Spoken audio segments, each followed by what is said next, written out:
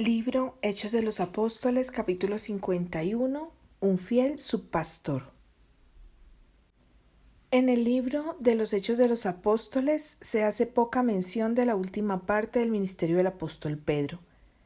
Durante los años de intensa actividad que siguieron al derramamiento del Espíritu Santo en el día de Pentecostés, Pedro estaba entre los que se esforzaban incansablemente para alcanzar a los judíos que acudían a Jerusalén a adorar en el tiempo de las fiestas anuales. A medida que el número de los creyentes se multiplicaba en Jerusalén y en otros lugares visitados por los mensajeros de la cruz, los talentos que poseía Pedro demostraron ser de incalculable valor para la iglesia primitiva. La influencia de su testimonio concerniente a Jesús de Nazaret se difundía ampliamente. Sobre él descansaba una doble responsabilidad. Testificaba positivamente acerca del Mesías ante los incrédulos, trabajando fervientemente a favor de su conversión, y al mismo tiempo realizaba un trabajo especial en favor de los creyentes, fortaleciéndolos en la fe de Cristo. Después que Pedro fue inducido a negarse a sí mismo y a depender en absoluto del poder divino, recibió su llamamiento a trabajar como subpastor. Cristo había dicho a Pedro, antes que le negara, y tú, una vez vuelto, confirma a tus hermanos. Estas palabras indicaban la obra extensa y eficaz que este apóstol debía hacer en lo futuro en favor de aquellos que aceptaban la fe. Su experiencia personal con el pecado, el sufrimiento y el arrepentimiento lo habían preparado para esa obra. Mientras no reconoció sus debilidades, no pudo conocer la necesidad que tenían los creyentes de depender de Cristo. En medio de la tormenta de la tentación, había llegado a comprender que el hombre solamente puede caminar seguro cuando pierde toda confianza en sí mismo y la deposita en el Salvador. En la última reunión de Cristo con sus discípulos junto al mar, Pedro, después de ser probado por la pregunta ¿me amas?, repetida 3 veces, fue restituido a su lugar entre los 12. Le fue señalada su obra, debía apacentar las ovejas del Señor. Ahora convertido y aceptado, no solamente debía tratar de salvar a los que estaban fuera del redil, sino ser pastor de las ovejas. Cristo mencionó a Pedro solamente una condición de servicio. ¿Me amas? Esa es la calificación indispensable. Aunque Pedro poseyera todas las otras, sin el amor de Cristo no podía ser un fiel pastor del rebaño de Dios. El conocimiento, la benevolencia, la elocuencia, el fervor son esenciales en la buena obra, pero sin el amor de Cristo en el corazón, la obra del ministro cristiano es un fracaso. El amor de Cristo no es una emoción intermitente, sino un principio viviente, el cual se manifestará como poder permanente en el corazón. Si el carácter y el comportamiento del pastor es una ejemplificación de la verdad que defiende, el Señor pondrá el sello de su aprobación sobre su obra. El pastor y las ovejas llegarán a ser uno, unidos por su común esperanza en Cristo. La manera en que el Salvador trató con Pedro tenía una lección para él y sus hermanos. Aunque Pedro había negado a su Señor, el amor que Jesús tenía hacia él nunca vaciló. Y al aceptar el apóstol la responsabilidad de ministrar la palabra a otros, debía reprender al transgresor con paciencia, simpatía y amor perdonador, recordando su propia debilidad y fracaso. Debía tratar a las ovejas y corderos encomendados a su cuidado con tanta ternura como Cristo le había tratado a él.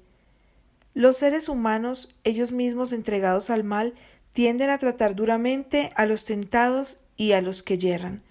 No pueden leer el corazón, no conocen sus conflictos y sus penas.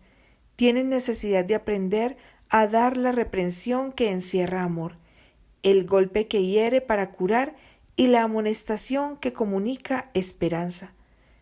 Durante su ministerio, Pedro veló fielmente sobre el rebaño encomendado a su cuidado, y así demostró que era digno de la carga y responsabilidad que el Salvador había puesto sobre él.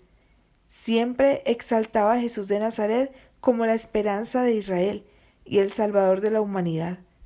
Imponía a su propia vida la disciplina del obrero maestro. Por todos los medios a su alcance, procuraba educar a los creyentes para el servicio activo. Su piadoso ejemplo y su incansable actividad inspiraban a muchos jóvenes promisorios a entregarse totalmente a la obra del ministerio. A medida que el tiempo transcurría, la influencia del apóstol como educador y dirigente aumentaba, y aun cuando nunca abandonó sus cargas relacionadas con su trabajo, especial por los judíos, dio su testimonio también en muchos países y fortaleció la fe de multitudes en el Evangelio. En los últimos años de su ministerio, Pedro fue inspirado a escribir a los creyentes, esparcidos en Ponto, en Galacia, en Capadocia, en Asia y en Bitinia. Sus cartas fueron el medio de despertar el ánimo y fortalecer la fe de los que soportaban pruebas y aflicciones, y de estimular a las buenas obras a los que, atravesando por diversas tentaciones, estaban en peligro de perder su confianza en Dios. Estas cartas demuestran haber sido escritas por uno en quien abundaban tanto los sufrimientos de Cristo como su consolación, por uno cuyo ser entero había sido transformado por la gracia de Dios y cuya esperanza en la vida eterna era segura e inconmovible. En el mismo comienzo de su primera carta, el anciano siervo de Dios rendía a su Señor un tributo de alabanza y agradecimiento. «Bendito el Dios y Padre de nuestro Señor Jesucristo», exclamó, «que según su grande misericordia nos ha regenerado en esperanza viva por la resurrección de Jesucristo de los muertos, para una herencia incorruptible y que no puede contaminarse ni marchitarse, reservada en los cielos para nosotros que somos guardados en virtud de Dios por fe, para alcanzar la salud que está aparejada para ser manifestada en el postrímero tiempo». Con esta esperanza de una herencia segura en la tierra nueva, se regocijaban los cristianos primitivos aún en tiempos de severa prueba y aflicción. «En lo cual os alegráis», escribió Pedro, «estando al presente un poco de tiempo afligidos en diversas tentaciones, si es necesario, para que la prueba de vuestra fe, mucho más preciosa que el oro, el cual perece, bien que sea probado con fuego, sea hallada en alabanza, gloria y honra, cuando Jesucristo fuere manifestado, al cual, no habiendo visto, le amáis, en el cual creyendo, aunque al presente no le veáis, os alegráis con gozo inefable y glorificado, obteniendo el fin de vuestra fe, que es la salud de vuestras almas».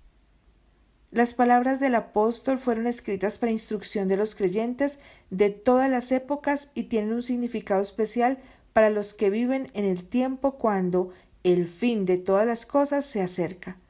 Toda alma que desea mantenerse en la fe, firme hasta el fin, necesita sus exhortaciones y reprensiones y sus palabras de fe y ánimo. El apóstol procuró enseñar a los creyentes cuán importante es impedir a la mente divagar en asuntos prohibidos o gastar energías en cosas triviales. Los que no quieren ser víctimas de las trampas de Satanás deben guardar bien las avenidas del alma, deben evitar el leer, mirar u oír lo que pueda sugerir pensamientos impuros. No debe permitirse que la mente se espacie al azar en cualquier tema que sugiera el enemigo de nuestras almas. El corazón debe ser fielmente vigilado, o males de afuera despertarán males de adentro, y el alma vagará en tinieblas.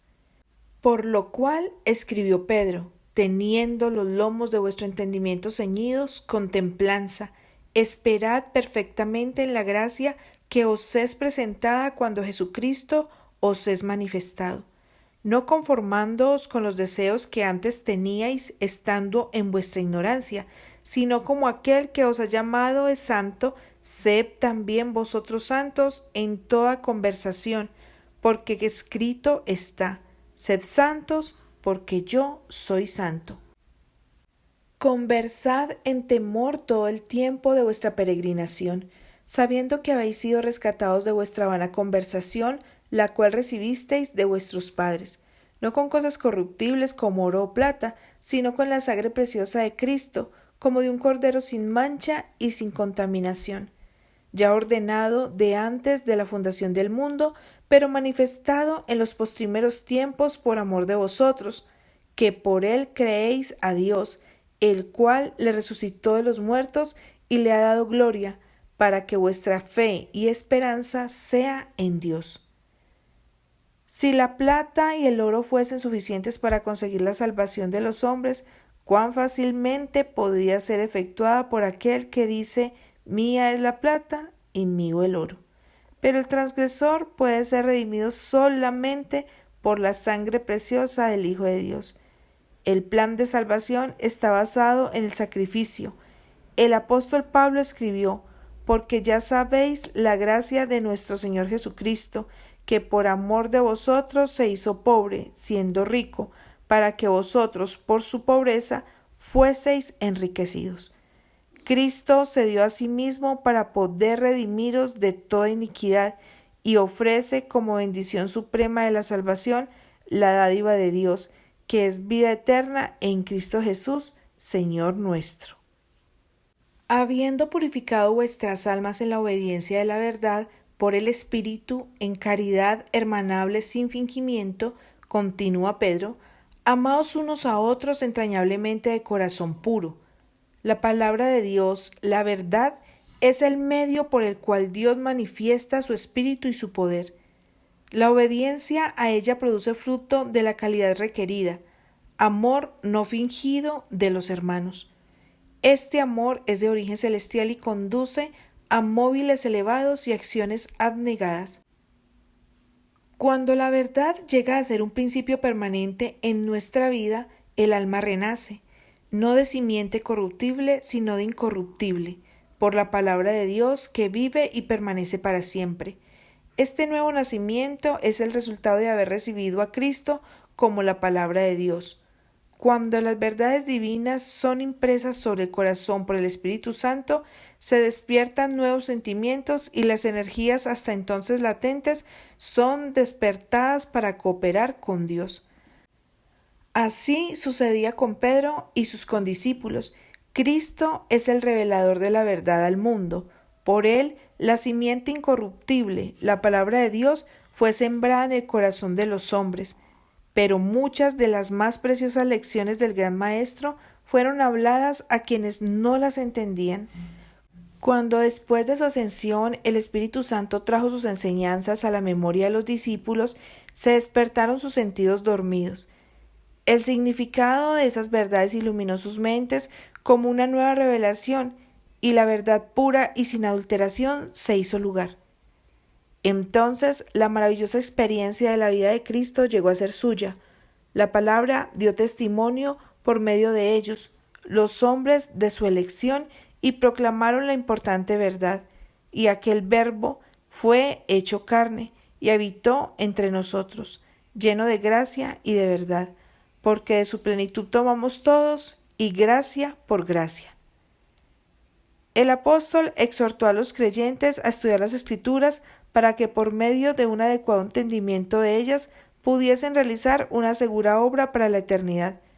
Pedro comprobó que en la experiencia de cada persona que finalmente obtiene la victoria existen momentos de perplejidad y prueba, pero sabía también que la comprensión de las Escrituras podía capacitar al tentado, trayendo a la mente promesas que podían confortar el corazón y reforzar la fe en el poderoso. Toda carne es como la hierba, declaró, y toda la gloria del hombre como la flor de la hierba. Secóse la hierba y la flor se cayó, mas la palabra del Señor permanece perpetuamente.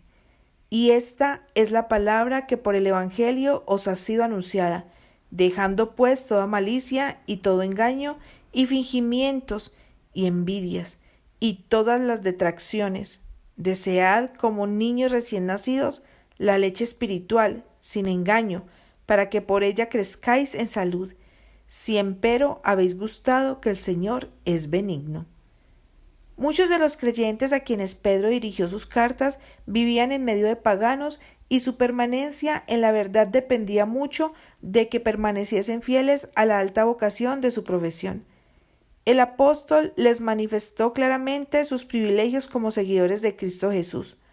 Mas vosotros sois linaje escogido, escribió, real sacerdocio, gente santa, pueblo adquirido, para que anunciéis las virtudes de aquel que os ha llamado de las tinieblas a su luz admirable.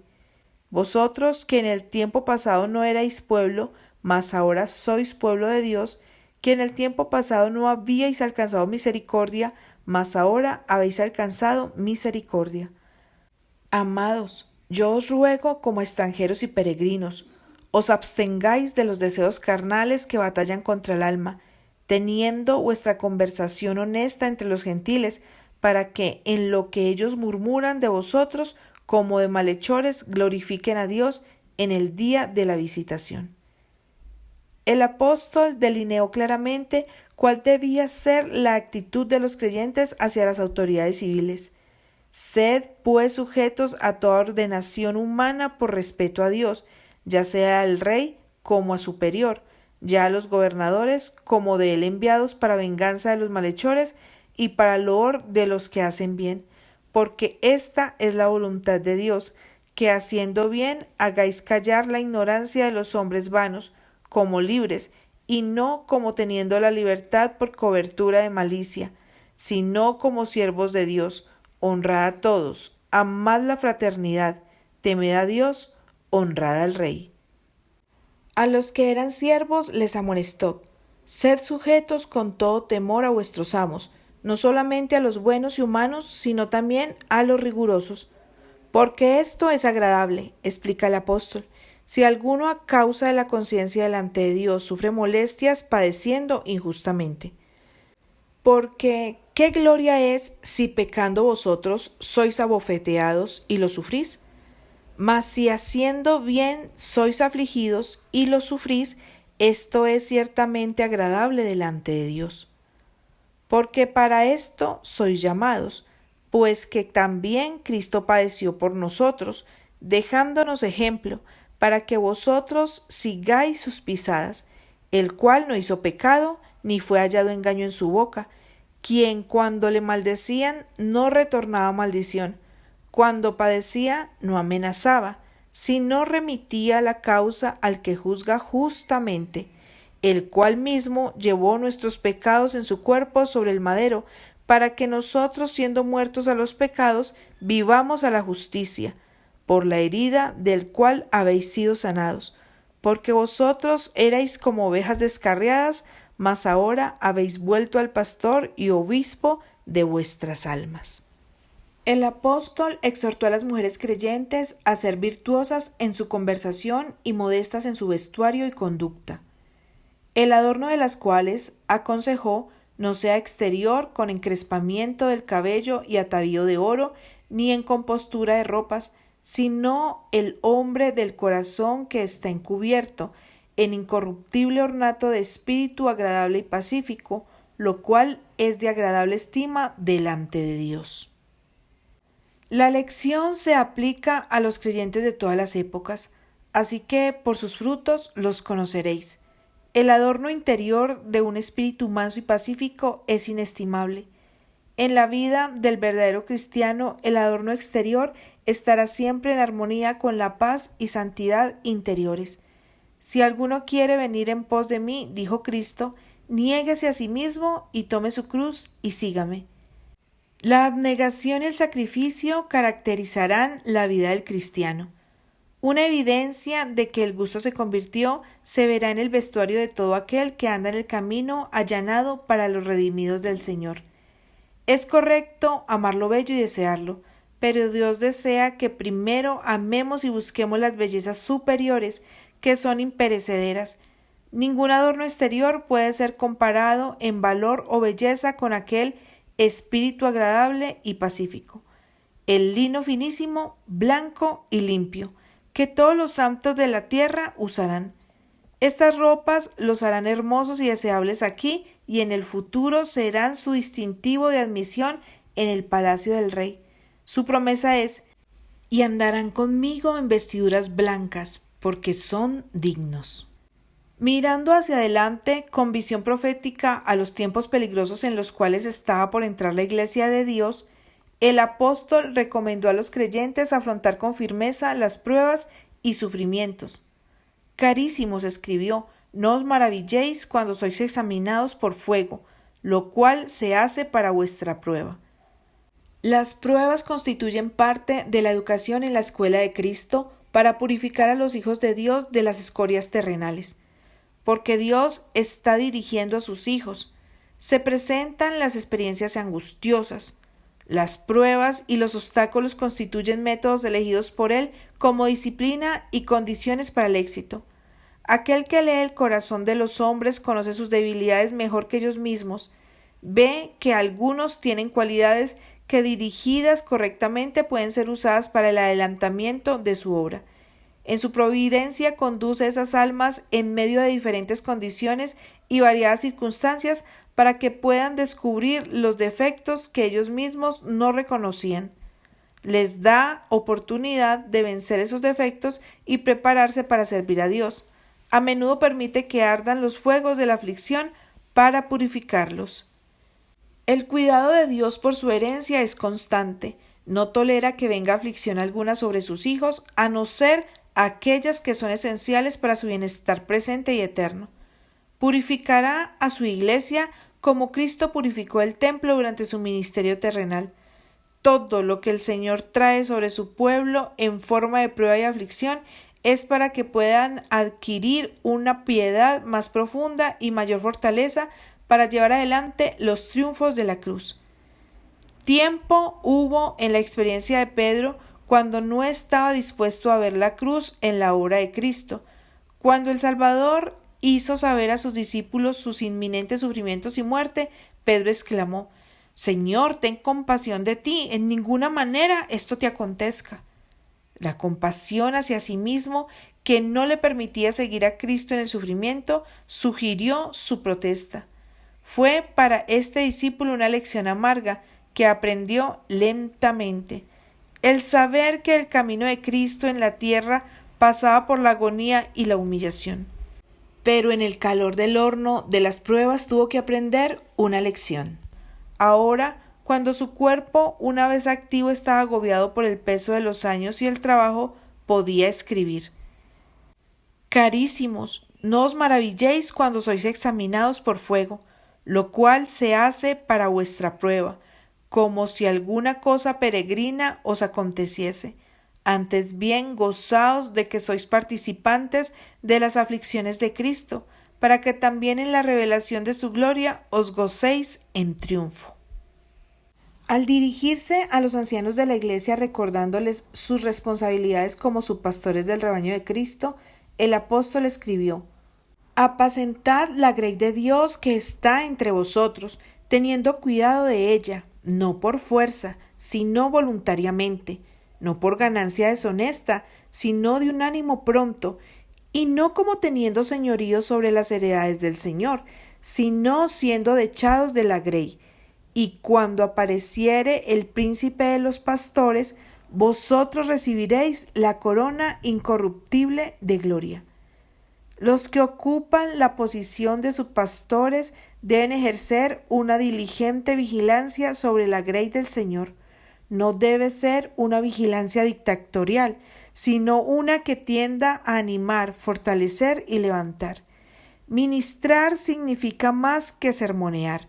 Representa un trabajo ferviente y personal. La Iglesia sobre la tierra está compuesta de hombres y mujeres propensos a errar, los cuales necesitan paciencia y cuidadoso esfuerzo para ser preparados y disciplinados para trabajar con aceptación en esta vida y para que en la vida futura sean coronados de gloria e inmortalidad. Se necesitan pastores fieles, que no lisonjeen al pueblo de Dios ni lo traten duramente, sino que lo alimenten con el pan de vida, hombres que sientan diariamente en sus vidas el poder transformador del Espíritu Santo y que abriguen un fuerte y desinteresado amor hacia aquellos por los cuales trabajan. Los subpastores deben realizar una obra que requiere mucho tacto, siendo que han sido llamados a combatir en la Iglesia la desunión, el rencor, la envidia y los celos, y necesitan trabajar con el Espíritu de Cristo para poner las cosas en orden. Deben darse fieles amonestaciones. El pecado debe ser reprendido, lo torcido enderezado, no solamente por la obra del ministro desde el púlpito, sino también por medio de la obra personal. El corazón descarriado podrá desaprobar el mensaje, juzgando incorrectamente y criticando al siervo de Dios. Recuerde entonces que la sabiduría que es de lo alto primeramente es pura, después pacífica, modesta, benigna, llena de misericordia y de buenos frutos, no juzgadora, no fingida. Y el fruto de justicia se siembra en paz para aquellos que hacen paz. La obra del ministro del Evangelio es declarar a todos cuál sea la dispensación del misterio escondido desde los siglos en Dios. Si alguno que emprende esta obra escoge la parte que menos sacrificio propio requiera y se contenta solamente con predicar, dejando a algún otro el ministerio personal, su labor no será aceptable para Dios. Por falta de una obra personal eficaz y consagrada, están pereciendo almas por las cuales Cristo murió, y se ha equivocado en su vocación aquel que, entrando en el ministerio, no siente disposición para realizar la obra personal que demanda el cuidado de la grey. El espíritu del verdadero pastor es el de la abnegación. Se olvida de sí mismo para realizar las obras de Dios, por la predicación de la palabra y por la obra personal en los hogares.